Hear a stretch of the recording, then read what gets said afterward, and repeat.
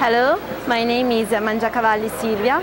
I'm an hematologist and I work in Policlinico San Matteo, University of Pavia, Italy. I'm here at the HASH meeting to present my study, High Prevalence of Extramedullary Relapse in Patients with Multiple Myeloma treated with novel biological agents. Although the availability of novel agents surely improved the outcome of multiple myeloma patients, most of patients still relapse. One of the problems is an aggressive form of relapse like extramedullary disease. There is a growing concern about a possible correlation between incidence of extramedullary disease and exposition to novel biological agent. So we perform this retrospective analysis with the 2 points.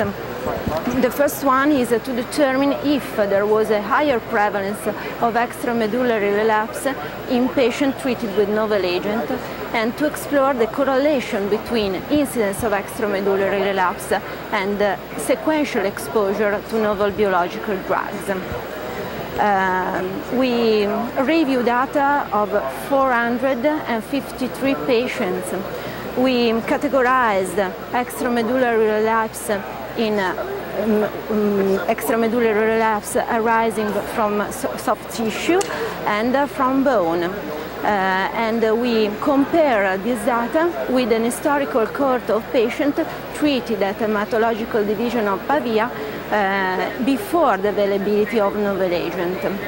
And these are the main results of this study.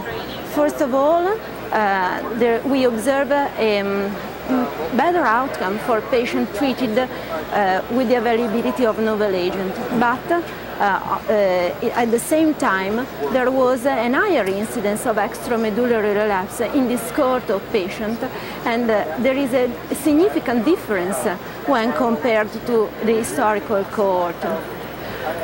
In our retrospective analysis, when we focused on patients treated in the last decade, we found a significant correlation with the sequential exposure to novel agent and emergencies of extramedullary relapse, with another ratio for patients treated at least twice with novel agent of 3.9 with respect to patients never exposed to biological drugs.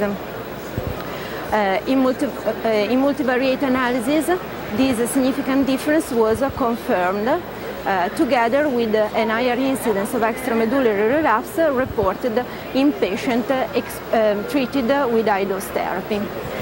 The conclusion of our study that we found a significant difference of extramedullary relapse in patients treated in the last decade despite the better overall survival.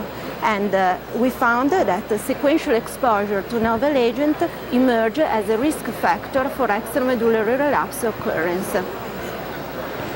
In conclusion, we found an increased prevalence of extramedullary relapse in patients treated in the last decade despite the better overall survival, and sequential exposure to novel biological agents emerged as a risk factor for extramedullary relapse occurrence.